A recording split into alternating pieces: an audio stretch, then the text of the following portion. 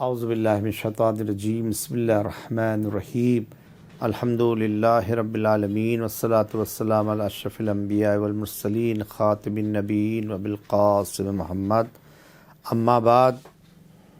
فقط قال عن جعفر ابن محمد عمار عن ابی قال سألت ابا عبداللہ علیہ السلام عن فاطمہ لما سمیت الزہرا۔ عزیزان گرامی، سب سے پہلے میں اپنے زمانے کے امام زمانہ جل اللہ تعالیٰ فرج الشریف کی بارگاہ میں، تمام ائمہ کی بارگاہ میں، اور اس کے بعد تمام مراجع اکرام کی بارگاہ میں، اور پھر اس کے بعد تمام مومنین کی بارگاہ میں، سامعین کی بارگاہ میں ولادت باسعادت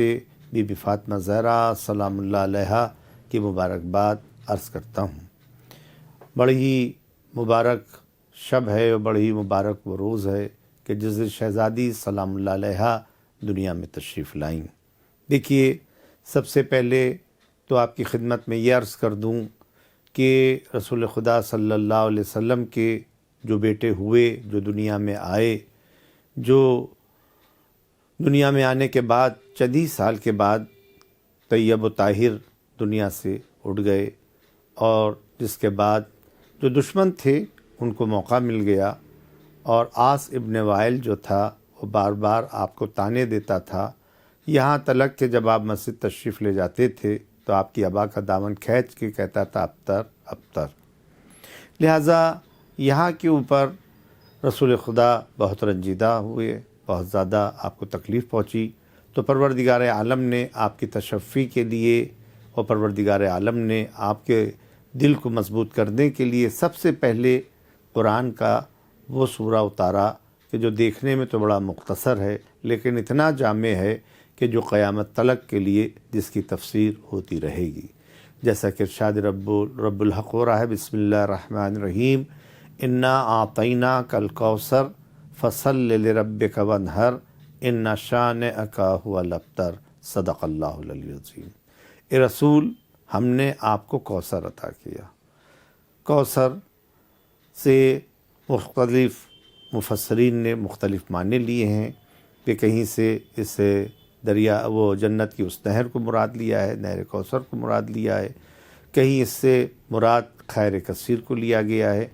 اور شیعہ علماء نے اس کے مضمون کو، اس کے معنی کو شہزادی کونین سلام اللہ علیہا کی ذات اور آپ کی ذریت کو مراد لیا ہے، اور یہ معنی اپنے مفہوم سے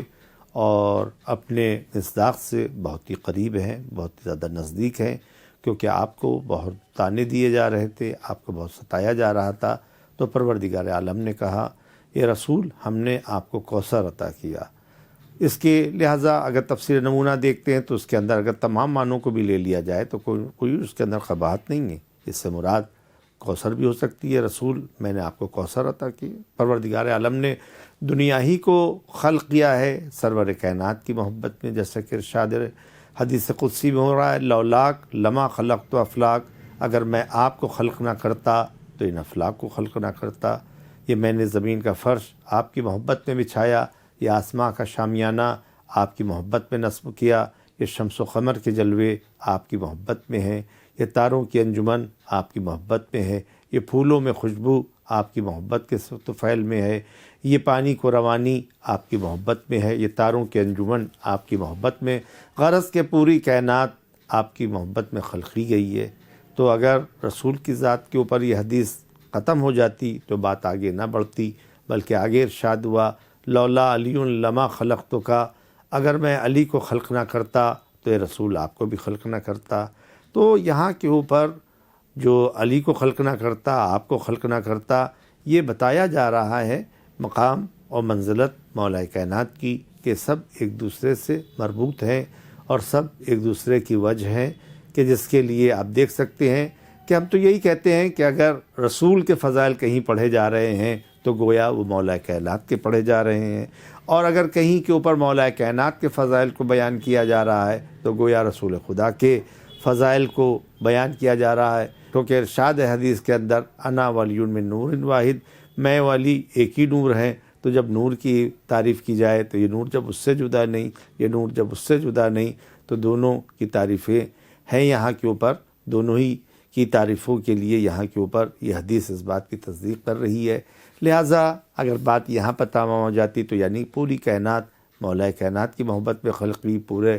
یہ تمام کائنات کا ذرہ ذرہ مولا کائنات کے فضائل کو بتا رہا ہے، اور اگر حدیث یہی پر تمام ہو جاتی تو آگے نہ ہوتی تو میں بھی بات تمام کرتا۔ آگے ارشاد ہوا لولا فاطمہ لما خلقتکما، اگر میں فاطمہ کو خلق نہ کرتا تو نہ رسول کو خلق کرتا اور نہ اے علی آپ کو خلق کرتا۔ یہ ہے فاطمہ زہرا سلام اللہ علیہا کی منزلت۔ اب اس سے اس بات کا بھی پتہ چل جاتا ہے کہ جو حدیث قصہ کے اندر جب یہ انوار مقتضیٰ جمع ہو گئے تو پروردگار جب جبرائیل نے پوچھا بار الہ کون ہے چادر یمانی کے نیچے، تو قدرت نے جو تعارف کرایا تو وہ نہ رسول کے ذریعے سے کرایا اور نہ مولائے کائنات کے ذریعے سے کرایا، بلکہ اس نقطۂ مرکزی کو لے لیا جس کے ذریعے سے پروردگار عالم نے تعارف کرایا۔ ہم فاطمہ تو ابوہا و بالہا و بنوہا، اس کے اندر فاطمہ ہیں، ان کے پدر بزرگوار ہیں، ان کے شوہر نامدار ہیں اور ان کے پسر ہیں۔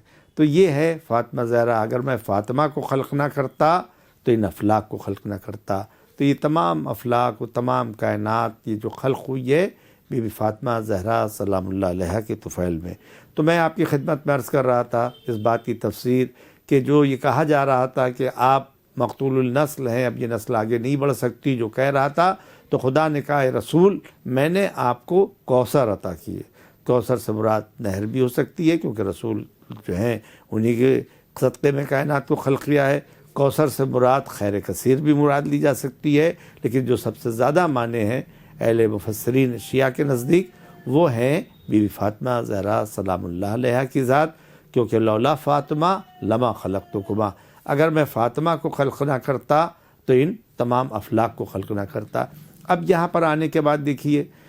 اس آیت کے کہ انا اعطیناک الکوثر فصل لربک، یہ نعمت کا شکرانہ ہے۔ پروردگار عالم نے جو اتنی عظیم نعمت دی ہے فاطمہ زہرا سلام اللہ علیہا کی شکل میں، تو اس کا شکرانہ کیا ہے؟ فصل لربک وانحر، بس آپ اپنے رب کے لیے نماز پڑھیے۔ نماز بہترین شکرانہ ہے، اور رسول کا شکرانہ بی بی فاطمہ زہرا کو جو دیا پروردگار عالم اس کا شکرانہ ہے کہ آپ اپنے رب کے لیے نماز پڑھیے۔ فصل لربک وانحر ان شانئک هو الابتر، بے شک آپ کا جو دشمن ہے وہ مقتول النسل ہے۔ آپ پوری دنیا میں چلے جائیے، پوری دنیا کا آپ مشاہدہ کر لیے، جب آپ تشریف لے جائیں گے آج دنیا کا کوئی حصہ خالی نہیں ہے کہ جہاں پر شہزادی کی نسل کا کوئی ان کا فرزند موجود نہ ہو۔ صحیح ہے، آپ دیکھ سکتے ہیں ہندوستان کے کسی گوشے میں آپ تشریف لے جائیے، کسی قریے میں تشریف لے جائیے، کسی دیہات میں تشریف لے جائیے، وہاں پر سادات کی بستیاں ہیں، وہاں پر نقوی سادات پائے جا رہے ہیں، زیدی سادات پائے جا رہے ہیں، تقوی سادات پائے جا رہے ہیں، رضوی سادات پائے جا رہے ہیں۔ دوسری طرف آپ دنیا تشریف لے جائیے، غرب کی طرف تشریف لے جائیے، غرب کا بھی کوئی حصہ وہاں کے اوپر باقی نہیں ہے کہ جہاں کے اوپر سادات کی بستی نہ پائی جاتی ہو۔ صحیح ہے، دنیا کے کسی گوشے میں آپ کشمیر چلے جائیے وہاں پر بھی سادات ہیں، ایران چلے جائیے وہاں پر بھی سادات ہیں، اسی صورت سے نیو یارک تشریف لے جائیے وہاں پر بھی سادات کی بستی ہے۔ ہر مقام کے اوپر آپ دیکھ سکتے ہیں۔ تو یہ پروردگار عالم نے آپ کی نسل کو اتنی برکت دی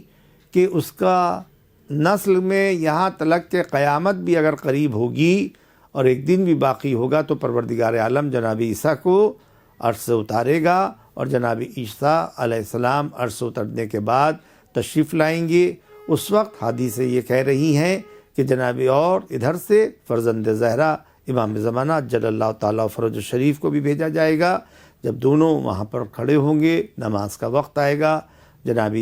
امام وقت کہیں گے کہ آپ نماز پڑھائیے، آپ نبی خدا ہیں، نبی خدا جناب عیسیٰ کہیں گے آپ نماز پڑھائیے کیونکہ آپ امام زمانہ ہیں۔ اس وقت پوری دنیا دیکھ رہی ہوگی کہ فرزند زہرا نماز پڑھا رہے ہوں گے اور فرزند مریم پیچھے اقتدا کر رہے ہوں گے۔ کتنا وہ عظیم دن ہوگا، کتنا وہ مبارک دن ہوگا۔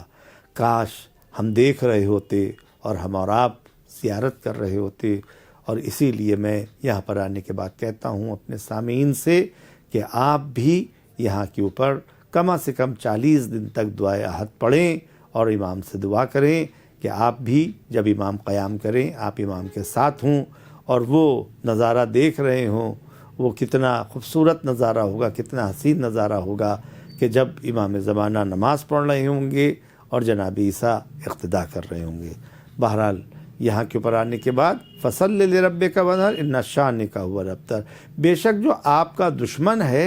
وہ مقتول النسل ہے، اس کی نسل منقطع ہے۔ اگر دنیا میں کوئی دشمن ہوگا بھی تو وہ اپنا اظہار نہیں کرے گا کہ میں رسول اللہ کا دشمن ہوں، میں عاص بن وائل کی نسل سے ہوں، میں اس کی نسل سے ہوں۔ یہ پروردگار عالم نے نسل سیدہ کو فضیلت دی ہے کہ آج پوری دنیا کے اندر ہر شخص یہ تو کوشش کرتا ہے کہ ہم آپ کے نسب میں شامل ہو جائیں، کہیں نہ کہیں سے کسی صورت سے سادات میں آ جائیں، لیکن کہیں سے بھی سادات میں آ جانے کے ہر آدمی تمنا کرتا ہے، لیکن کبھی بھی جو سید ہوتا ہے وہ یہ تمنا نہیں کرتا ہے کہ ہم دوسرے کی نسل میں چلے جائیں، دوسرے کی نسل کے اندر گنائے جائیں، ان کے ساتھ پوچھے جائیں۔ یہ ہے پروردگار عالم۔ تو میں نے آپ کی خدمت میں عرض کیا یہ چھوٹا سا سورہ ہے جو آپ کی شان کے اندر اترا۔ اس سورے کو قرآن میں آویزہ کرنے کے بعد جتنے شعراء تھے انہوں نے اپنے اپنے جو قصائد کہے تھے وہ اتار لیے اور وہاں کے اوپر یہ سورہ لگا رہا، اور آخر میں ان کا جو سب سے بڑا شاعر تھا وہ کہنے پر مجبور ہو گیا ما ھذا کلام البشر، یہ کسی بشر کا کلام نہیں ہے، یہ پروردگار عالم کا کلام ہے۔ دیکھیے بس آخر میں جو شہزادی کے نام کے معنی ہیں، میں یہاں پر اپنی بات کو تمام کروں۔ یہ حدیث جو میں نے عنوان سخن قرار دی تھی یہ ہے ہمارے اور آپ کے 5ویں امام سے حدیث ہوتی ہوئی آئی، جس میں آپ کہتے ہیں قال سألت ابا عبداللہ، میں نے سوال کیا چھٹے امام سے ان فاطمہ لما سمیت الزہرا، فاطمہ کا نام زہرا کیوں رکھا گیا؟ امام نے ارشاد فرمایا فقال لأنها كانت اذا قامت في محرابها ظهر نورها لأهل السماء كما یظہر نور الکواکب لأہل الارض، جب فاطمہ زہرا مصلی عبادت پر آتی تھیں تو ان کے نور سے